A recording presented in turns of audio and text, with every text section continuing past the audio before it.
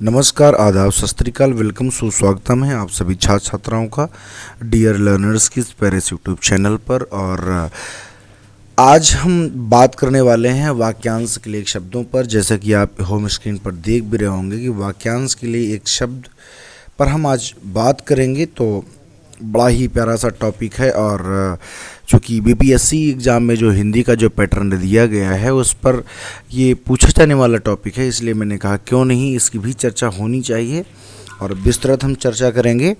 तो सबसे पहले बात कर लेते हैं, चलिए बात कर लेते हैं एक किताब पर जो कि मैं आपको रिकमेंड करता हूँ।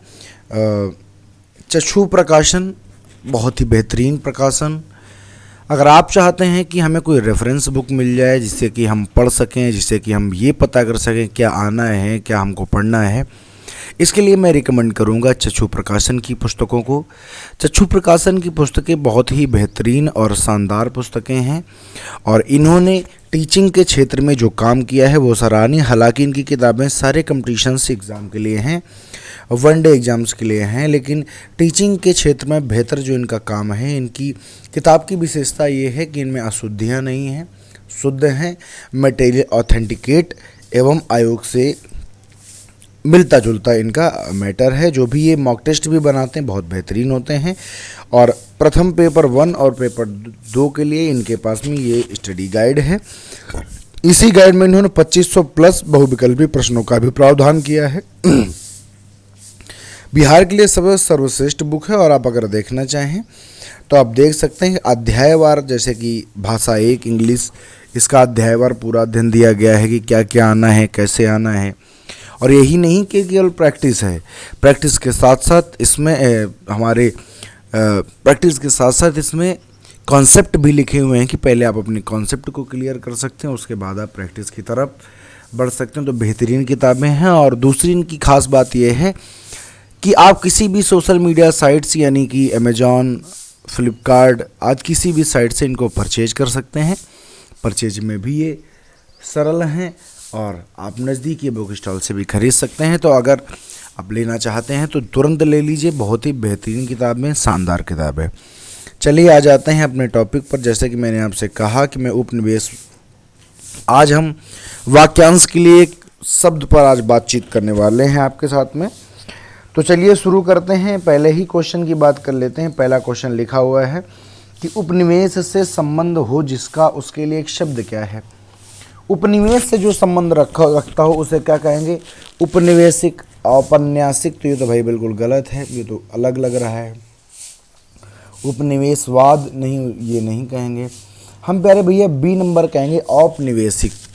ऐसा व्यक्ति जो उपनिवेश से संबंध रखता है, उपनिवेश का मतलब होता है कि कहीं से कच्चा माल खरीदना और कहीं पर उसको तैयार करना तथा उसी सेम स्थान पर आकर के उसको बेचना, वह जगह उस देश का उपनिवेश कहलाती है, उपनिवेश कहलाती है। ठीक है, आगे आ जाते हैं। कहता है तिलक लगाने में प्रयोग किया जाने वाले अन्न को क्या कहते हैं। आप जानते हैं कि जब हम तिलक करते हैं तो उस पर हम अक्षत का प्रयोग करते हैं और अक्षत का मतलब होता है चावल।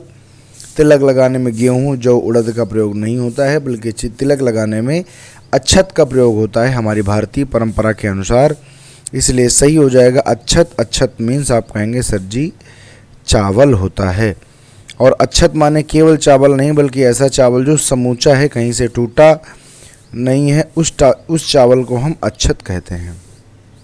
ठीक है प्यारे भैया, आगे आ जाते हैं। बहुत ही बेहतर यहाँ पर मैं आपको नॉलेज देने की कोशिश करूँगा और आप बस मेरे साथ में बने जरूर रहिएगा और लोगों तक इसको शेयर और चैनल को सब्सक्राइब जरूर कीजिएगा।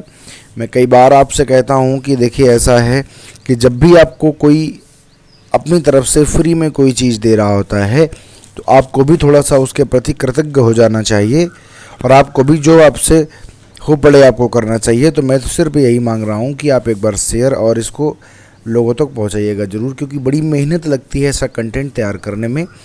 महल के भीतरी भाग को क्या कहते हैं। देखिए महल के भीतरी भाग से आशा ये है कि जहाँ रानियाँ रहती हैं, जहाँ कौन रहता है, जहाँ रानियाँ निवास करती हैं, वो होता है महल के भीतरी भाग। इसकी विशेषता ये होती है कि इस भाग में केवल राजा को जाने की परमिशन होती है, बाकी किसी भी पुरुष का प्रवेश निषेध होता है, गर्भगृह नहीं कहते हैं, भीतरी तल नहीं कहते हैं, अंतःपुर या रनिवास। तो यहाँ पर हम इसको अंतःपुर लगाएंगे, हालांकि कहते हैं इसको रनिवास भी हैं, लेकिन अब चूंकि दोनों ऑप्शन एक ही जगह आ गए हैं तो आप कहेंगे इसको अंतःपुर कहते हैं। अंदर का क्षेत्र होता है, यहाँ जाने का अधिकार सिर्फ और सिर्फ राजा के पास में होता है, बाकी कोई भी पुरुष इस इलाके में प्रवेश नहीं करता है, प्रोहिबिटेड होता है। ठीक है, आगे आ जाइए। कहता है जिसे बुलाया गया हो। देखिए, जिसको बुलाया गया हो और एक बात आती है जिसको ना बुलाया गया हो। अब जिसको बुलाया गया हो, ना बुलाया गया हो, जिसको बुलाया गया हो उसे कहते हैं आहूत। संस्कृत का शब्द है, उसे कहते हैं आहूत। जैसे मैंने आपको बुलाया कि आइए मैं आमंत्रित करता हूँ आपको इस क्लास में पढ़ने के लिए और नॉलेज को गेन करने के लिए, तो मैंने आपको आहूत किया। और अगर मैं ना बुलाऊं तो मैंने आपको अनाहूत किया। आहूत में अगर आप अन उपसर्ग को जोड़ देंगे तो आपका बन जाएगा अनाहूत, माने ना बुलाया हुआ। ठीक है, आगे आ जाइए। कहता है जिस पेड़ के पत्ते झड़ गए हों उसके लिए एक शब्द क्या है? प्रपर्ण, अपर्णा, अपत या पत्रहीन। देखिए, जिस पेड़ के पत्ते झड़ गए तो प्रपत तो नहीं होगा, पत्रहीन कहते लेकिन इतना अच्छा शब्द नहीं है। अपत नहीं बल्कि उसको हम अपर्णा कहेंगे, जिसके पत्ते नहीं हैं। अपर्ण माने पत्ते और आ माने नहीं। जिसके पत्ते नहीं हैं या झड़ गए हैं उसको हम अपर्णा कहते हैं। ठीक है भाई, अगर कोई समस्या है तो आपके लिए कमेंट बॉक्स खुला हुआ है, आप वहाँ पर कमेंट करके हमको ज़रूर बताएं कि हमको इस बात पर समस्या हो रही है। आगे के प्रश्न में चलते हैं। कहता है जो स्त्री कभी सूर्य ना देख सके। जो स्त्री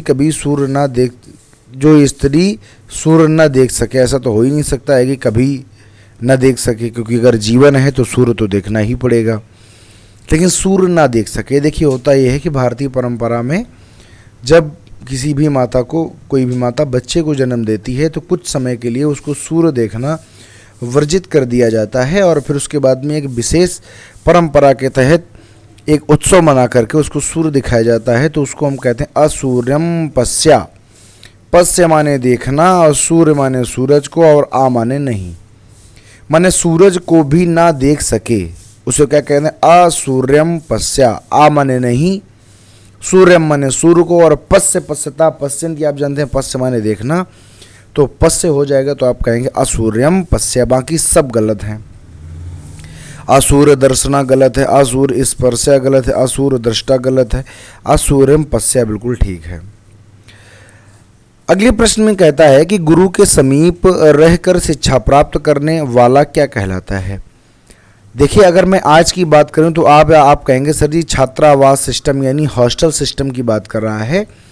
लेकिन आप जानते हैं कि पहले प्राचीन ज़माने में जब गुरुकुल का समय हुआ करता था तो टीचर घर घर पढ़ाने नहीं आता था, बल्कि स्टूडेंट खुद टीचर के समीप जाकर के पढ़ते थे, क्योंकि टीचर हर जगह आ नहीं सकता था। तो ऐसा शिष्य जो गुरु के समीप रह करके शिक्षा ग्रहण करता है उसको हम कहते हैं अंतेवासी। क्या कहते हैं? वासी। तो गुरु के समीप रहकर शिक्षा ग्रहण करने वाला क्या कहलाए? अंतेवासी। गुरुकुलवासी नहीं, छात्रावासी नहीं, आश्रमवासी नहीं, बल्कि उसको अंतेवासी कहते थे, साथ में रह करके शिक्षा ग्रहण करता था। आगे आ जाते हैं। अगला प्रश्न कहता है कि जो क्षमा क्या कहता है? जो क्षमा करने योग्य नहीं है। आप कहेंगे अगर जो है उसे, तो जो क्षमा करने योग्य उसे कहते हैं क्षम्य। ये जो अपराध है वो क्षम्य है, और हम भगवान की स्तुति करते वक्त भी कहते हैं क्षम्यताम परमेश्वरः मंत्रहीनम क्रियाहीनम भक्तिहीनम सुरेश्वरा यदि पूजितम मया देवा परिपूर्णम तदस्तु में। मतलब जो भी हमने आपकी पूजा पाठ में जो भी गलतियां कर दी है तो क्षम्यताम, हमें क्षमा कर दीजिए। और जो क्षमा करने योग्य न हो तो आ नामक उपसर्ग और जोड़ देंगे और बन जाएगा बी नंबर। अक्षम्य माने होता है जो माफ़ नहीं किया जा सकता है, माफ़ करने लायक जो नहीं है। ठीक है, आगे आ जाते हैं भाई। आगे आ जाते हैं। 10वां नंबर क्या कहता है? तो 10वां नंबर कहता है कि जिसे ईश्वर पर विश्वास हो। ये तो बड़ा सरल सा वाक्य है, ये बड़ा सरल सा वन वर्ड सब्स्टिट्यूशन, यानी वाक्यांश के लिए एक शब्द है। अगर आप ईश्वर पर विश्वास रखते हैं तो आप हैं आस्तिक। क्या हैं? आस्तिक। और यदि आप ईश्वर पर विश्वास नहीं रखते हैं तो आप क्या हैं? आप हैं नास्तिक। तो आस्तिक और नास्तिक की बात चल रही है, आस्तिकता और नास्तिकता की बात है। तो चूंकि विश्वास है तो आप कहेंगे आस्तिक। आस्तिक माने होता है आस्तिक माने ईश्वर के अस्तित्व पर विश्वास रखने वाला, यानी भगवान कहीं ना कहीं है, हमें उसकी पूजा करनी चाहिए, हमें उसके प्रति कृतज्ञ रहना चाहिए, होता है आस्तिक। और नास्तिक, ना आस्तिक माने जिस पर कोई भरोसा नहीं है, उसको लगता ही नहीं है कि भगवान है, होता है नास्तिक। आगे आ जाइए। जिसके पास कुछ भी ना हो, देखिए एक तो होता है जिसके पास कुछ हो, जिसके पास, देखिए एक शब्द आता है दिवालिया। देखिए दो शब्द आते हैं इसके लिए। एक शब्द आता है प्यारे भैया दिवालिया। तो दिवालिया वह व्यक्ति होता है जिसने बैंक से कर्जा लिया हो और भैया उसने कर्जा वापस ही ना किया हो, इसीलिए आप ब्लॉक स्तर पर कभी भी जाएंगे तो वहाँ पर एक दिवालिया लोगों की सूची बनी होती है। बैंक में एक घुसेंगे तो वहाँ पर भी एक दिवालिया की सूची बनी होती है कि इन्होंने कर्जा लिया और दोबारा सरकार का कर्जा वापस नहीं किया। तो दिवालिया होने पर आपको किसी भी सरकारी लाभ से वंचित कर दिया जाता है, आपको लोन नहीं दिया जाता है, किसी भी प्रकार का ऋण आपको नहीं मिलेगा। और जिसके पास कुछ भी ना हो, तो यहाँ पर मतलब है घर भी ना हो, परिवार भी ना हो, पैसा भी ना हो, कुछ भी ना हो, तो उसको हम कहते हैं अकिंचन। क्या कहते हैं? अकिंचन। अलब भैया आकुंचन सब गलत बात है। आकुंचन माने होता है फैलना और सिकुड़ना। फेफड़े हमारे आकुंचन करते हैं, जब सांस भरती है तो फैल जाते हैं और जब सांस निकल जाती है तो बिल्कुल आकुंचित हो जाते हैं, सिकुड़ जाते हैं। आगे आ जाइए। देखिए एक तो होता है, आप जानते हैं कि हमारे भारत में एक तो होता है कि जिसकी सरकारी जॉब लगी, जिसके लिए आप संघर्ष कर रहे हैं, अगर लग गई तो जीविका उसकी स्थायी हो गई। अगर उसको जॉब नहीं मिलती तो उसकी जीविका अनिश्चित होती है, अस्थायी होती है। तो जो अनिश्चित या जो अस्थायी जीविका होती है उसके लिए एक शब्द होता है जिसको हम कहते हैं आकाश वृत्ति। आंशिक सेवा, अर्ध रोजगार, ये सब शब्द बिल्कुल गलत है, इनको कतई भी कभी भी सही मत कीजिएगा। इसके लिए एक शब्द आता है जिसको हम कहते हैं आकाश वृत्ति। क्या कहते हैं? आकाश वृत्ति हम इसके लिए कहते हैं। अनिश्चित जीविका से अभिप्राय यह है कि आज काम मिला, कल मिलेगा नहीं मिलेगा कुछ नहीं पता है, तो वो होती है आकाश वृत्ति। ठीक है, आगे आ जाइए। आगे कहता है कि जिस पर हमला न किया गया हो। देखिए अगर आपसे मैं कहूं कि हमला करने वाला कौन सा होता तो तुम कहोगे होता है सर जी आक्रांता। क्या होता है? आक्रांता। और आक्रांता माने होता है हमला करने वाला, और जिस पर हमला किया गया हो वो होता है आक्रांत। क्या होता है? आक्रांत, वो होता है आक्रांत। और जिस पर हमला न किया गया हो उसे हम कहते हैं अनाक्रांत। क्या कहते हैं? अनाक्रांत। तो देखो कहीं पर लिखा हुआ है तो आप कहेंगे जी ये लिखा, अयोध्या तो एक नगरी है। आक्रांता माने होता है वह व्यक्ति, और ये पूछ रहा है वह व्यक्ति जिसने हमला किया हो, ये हमला करने वाला है, हमला करने वाला। जिस पर हमला न किया गया हो, आक्रमण माने होता है हमला, तो ये भी नहीं होगा, होता है अनाक्रांत माने जिस पर कभी हमला न किया गया हो, जिस पर हमला न हुआ हो। ठीक है, आगे आ जाओ। अगला नंबर कहता है जिसकी कोई उपमा न दी जा सके के लिए शब्द क्या है? अनुपम, अल्पज्ञ। देखो अल्पज्ञ माने होता है जिसको कम ज्ञान है, अल्प माने कम और ज्ञान माने ज्ञानी, कम ज्ञान वाला। अनुयायी माने होता है फॉलोअर, माने पीछे पीछे चलने वाला, किसी एक को अनुसरण करने वाला। ज्ञानी माने होता है ज्ञानवान व्यक्ति जिसको अत्यधिक ज्ञान है। अनुपम, देखो ये लिखा है अन धन उपम। क्या लिखा हुआ है? अन धन उपम। उपम माने उपमा, अन माने नहीं, जिसकी उपमा न दी जा सके उसको कहते हैं अनुपम। ठीक है, आगे आ जाओ। अगला नंबर कहता है कि जो अपने स्थान या स्थिति से अलग ना किया जा सके, ऐसा व्यक्ति जिसको आप उसके स्थान और उसकी स्थिति से अलग नहीं कर सकते हैं उसे क्या कहते हैं? अटल। अदेय माने होता है जो दिया जाने योग्य न हो, दिया जाने योग्य न हो उसे कहते हैं अदेय। अटूट माने होता है जिसे तोड़ा नहीं जा सकता, जिसे तोड़ा जैसे अटूट बंधन है, माने जिसको तोड़ा नहीं जा सकता। अटल माने होता है जिसे टाला नहीं जा सकता, जिसे टाला नहीं जा सकता। और अच्युत मीन्स होता है कि जिसको अलग नहीं किया जा सकता है। च्युत माने अलग और आ माने नहीं। इसी से एक शब्द बनता है पदच्युत। इसका मतलब होता है कि पद से हटाया गया, पद से अलग किया गया। ठीक है, तो जब कोई पद से हटा दिया जाता है तो उसको पदच्युत कहते हैं। ऐसे अच्युत का मतलब होता है जिसको उसकी स्थिति से अलग नहीं किया जा सकता है। ठीक है प्यारे भैया, आगे आ जाइए। आगे कहता है ऐसी जीविका जिसका कुछ ठिकाना ना हो। अभी अभी मैंने आपको बताया था, इसे ही तो कहते हैं अनिश्चित जीविका। जिसका कोई ठिकाना ना हो माने अनिश्चित है। अनिश्चित जीविका को हम क्या कहते हैं? तो आप कहेंगे जो अनिश्चित जीविका होती, जिसका कोई ठिकाना नहीं होता है, उसको हम आकाश वृत्ति कहते हैं। क्या कहते हैं? ऐसी जीविका माने ऐसा रोजगार जिसका कोई ठिकाना नहीं है, जिसका कोई निश्चित नहीं है, उसको हम कहते हैं आकाश वृत्ति। 17 नंबर कहता है कनिष्ठा और मध्यमा के बीच की उंगली को क्या कहते हैं? आप जानते हैं कि हाथ में हमारे बिल्कुल इतनी और ये अंगुष्ठ होता है, ऐसे करके अंगुलियां होती हैं, अगर मेरी कला सही है तो। कहता है अनामिका और मध्यमा। तो अनामिका इस वाली उंगली को कहते हैं, मध्यमा हम इस वाली उंगली को कहते हैं। इसके बीच की जो उंगली होती है उसको हम क्या कहते हैं? कनिष्ठ। ऐसे नहीं, ये है मध्यमा, ये है मध्यमा और ये है मध्यमा और ये है कनिष्ठा। इसके बीच की उंगली को हम कहते हैं अनामिका। क्या कहते हैं? अनामिका। ठीक है, ये जो बड़ी वाली उंगली होती है इसका नाम होता है अनामिका। तो कनिष्ठा कौन सी होती है? पहले वाली, अंगूठे के तुरंत बाद जो शुरू होती है वो कौन सी है? कनिष्ठा है। और छिंगनी जो सबसे छोटी उंगली होती है, इसके बगल वाली को क्या कहते हैं? मध्यमा। तो भैया बीच वाली को क्या कहेंगे? सबसे बड़ी उंगली को हम कहते हैं कनिष्ठा। क्या कहते हैं? कनिष्ठा। ठीक है, चलिए आगे चलते हैं प्रश्न नंबर 18 पर। प्रश्न नंबर 18 कहता है पीछे पीछे चलने वाला वाक्यांश के लिए एक शब्द क्या है? अनुचर, अनुगामी, अनुवर्ती या अनुगमनीय। अनुगमनीय माने होता है पीछे पीछे चलने उन्हें।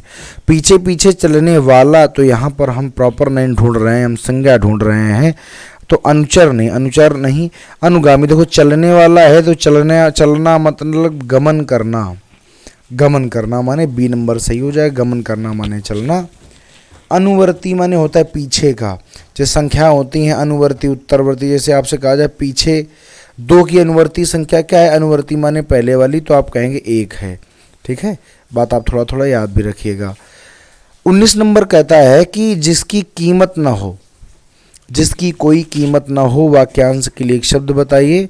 अमूल्य, बहुमूल्य, कीमती या उपयुक्त। देखो बहुमूल्य, मूल्य माने कीमत और बहु माने बहुत, जिसकी अत्यधिक कीमत हो।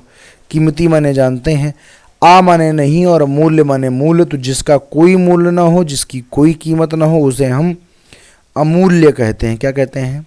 अमूल्य कहते हैं। जिसकी कोई कीमत ना हो उसे हम अमूल्य कहा करते हैं, अमूल्य। ठीक है, आगे आ जाओ। कहता है जिसकी पूर्व से कोई आशा ना हो, वाक्यांश के लिए उपयुक्त शब्द होगा। जिसकी पूर्व से कोई आशा ना हो, अप्रत्याशित। अप्रत्याशित क्या कहते हैं बताइए? तो आप कहेंगे ये वाला देखो अप्रत्याशित लिखे तो हैं, लेकिन यहाँ पर चूंकि सपेरा वाला सा है जो कि गलत होता है, यहाँ पर चूंकि खटकोड़ वाला सा है जो कि गलत होता है। प्रत्याशित माने होता है जिसकी आशा की गई हो। ठीक है, और अप्रत्याशित माने होता है जिसकी सहायता। तो यहाँ पर वर्तनी की अशुद्धि है, इस वाले सा में और इस वाले सा में वर्तनी की अशुद्धि है। बल्कि यहाँ पर आप कहेंगे कि भैया तालब्य सा लगता है। देखिए 3 प्रकार के सा होते हैं, एक ये वाला सा होता है, एक ये वाला सा होता है और एक ये वाला सा होता है। आप इसको कहते हैं सीटी वाला सा, इसको कहते हैं खटकोण का सा, इसे कहते हैं सरौता का सा या सपेरा का सा। पर मैं आपको बता दूं ये है हमारा तालब्य सा, ये है हमारा मूर्धन्य सा और ये है हमारा दंत सा। क्या होता है? दंत सा। तो याद रखना ये सा खटकोण, सरौता और सपेरा नहीं है, बल्कि तालव्य सा, मूर्धन्य सा और अगर हम सैद्धांतिक तौर पर बात करें, अगर हम हिंदी के तौर पर बात करें तो ये सीटी वाला सा गलत होता है। ठीक है, तो आप समझते जाइएगा थोड़ा थोड़ा भैया। आगे आ जाओ, 21 नंबर पर कहते हैं चढ़ा बढ़ा कर कहना, बढ़ा चढ़ा कर कहना। कोई अगर बात है और अगर आप उसको बढ़ा चढ़ा कर कहते हैं तो वो क्या हो जाता है? अतिवादी नहीं, अत्यंत नहीं, अतिशय नहीं। देखो अति संयोक्ति, अति संयोक्ति शब्द दो चीज़ों से मिलकर के बना हुआ है। एक तो इसमें लिखा हुआ है अतिशय और दूसरा लिखा हुआ है धन उक्ति। गुण संधि के संयोजन से आ के बाद उ आने पर इसको ओ बना दिया गया है, यानी ये लिखा हुआ है अतिशय धन उक्ति बराबर अति संयोक्ति। उक्ति माने कथन या कहना और अतिशय माने बढ़ा चढ़ाकर। अतिशय भोजन खराब है, अतिशय हंसना खराब है, तो अतिशय जो उक्ति होगी वो भी तो गंदी होगी।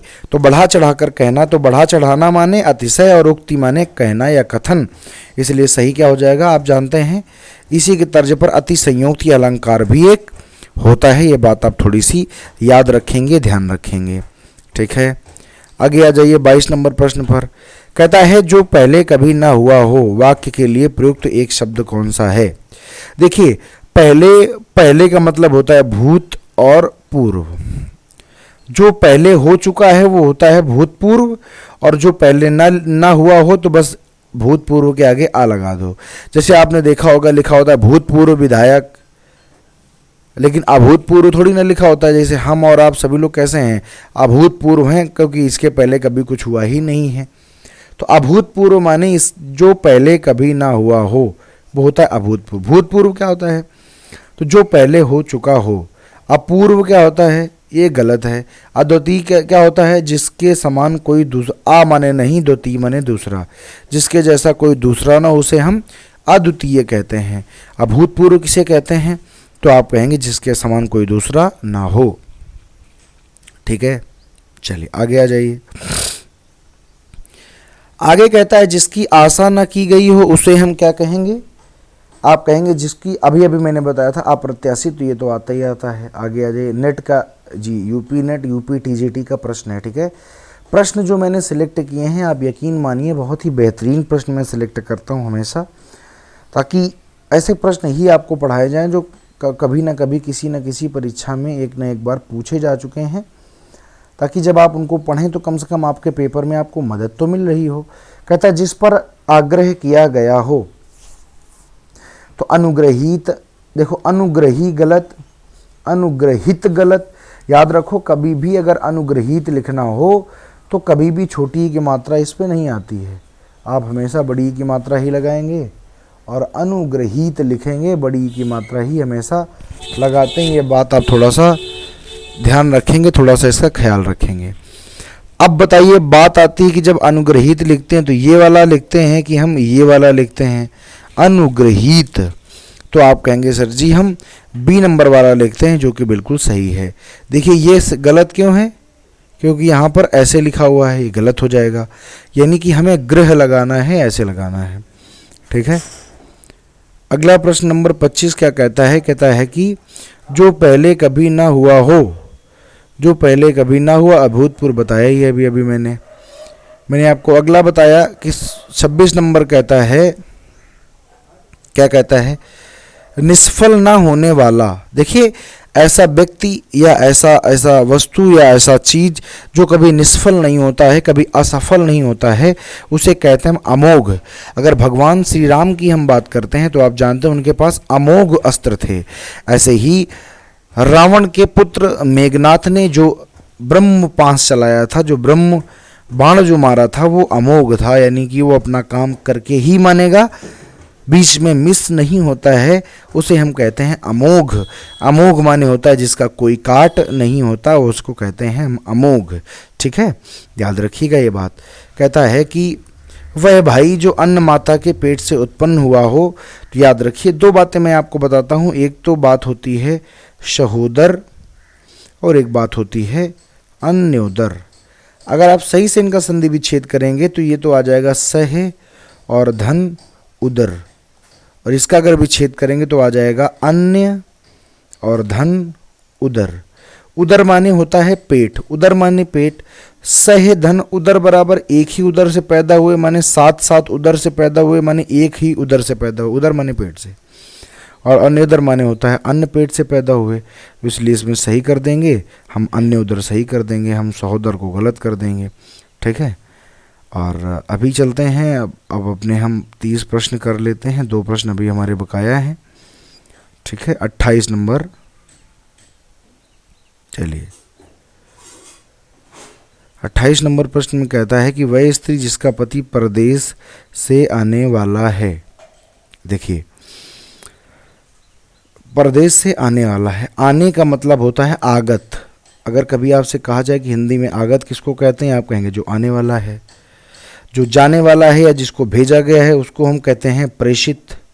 ठीक है, तो जिसका पति आने वाला है उसको हम कहेंगे आगत पति का। पति और का और आगत, पति आगत माने आने वाला है, का माने जिसका, तो इसलिए ए नंबर हो जाएगा सही। प्रेषित पति का माने होता है जिसने अपने जो जिसका पति विदेश जाने वाला है। बाकी ये सब के सब गलत हैं। आगत माने आने वाला और पति माने आप लोग जानते ही हैं, तो कोई समस्या नहीं होनी चाहिए। अगर हम बात करते हैं 29 नंबर के, 29 नंबर कहते हैं जिसका कोई शत्रु पैदा नहीं हुआ हो उसे क्या कहते हैं। तो शत्रु जात माने, देखो जात माने जन्मा और शत्रु माने शत्रु और आ माने नहीं। आ माने नहीं, जात माने जन्मा, शत्रु माने शत्रु। तो जिसका कोई शत्रु पैदा ही नहीं हुआ है उसे हम प्यारे भैया अजात शत्रु कहते हैं। शत्रु पैदा ही नहीं हुआ है जिसका, उसे हम अजात शत्रु कहते हैं। शत्रु है ही नहीं, पैदा ही नहीं हुआ है, तो उसको हम अजात शत्रु कहेंगे। ठीक है, 30 नंबर की बात करें तो वह स्त्री जिसका पति दूसरा विवाह कर ले उसे हम अद्यूढ़ा, अनूढ़ा, परित्यक्ता या खंडिता कहेंगे। देखो, खंडिता नामक कोई शब्द नहीं होता है। परित्यक्ता माने तो जिसका त्याग कर दिया गया, ऐसी कोई बात नहीं है। अद्यूढ़ा या अनूढ़ा तो आप कहेंगे उसको हम कहते हैं क्या कहते हैं उसको हम अनूढ़ा कहते हैं। सी नंबर बिल्कुल सही है। इस प्रकार से 30 प्रश्न आज की इस क्लास में पूरे होते हैं और अगली क्लास हम अगले दिन करेंगे। तो बिहार टेट जो बिहार भर्ती की जो परीक्षाओं की जो क्लासें चल रही हैं, तो हमारा ऐसा मानना है कि आप सभी इस पर ध्यान देकर, इंटरेस्ट लेकर पढ़ रहे होंगे ताकि आपके ज्ञान में अभिवृद्धि हो सके।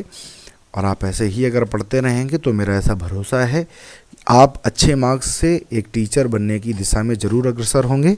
इसी के साथ में आज की क्लास को समाप्त करेंगे। सभी बच्चे लाइक, शेयर और चैनल को सब्सक्राइब जरूर करेंगे।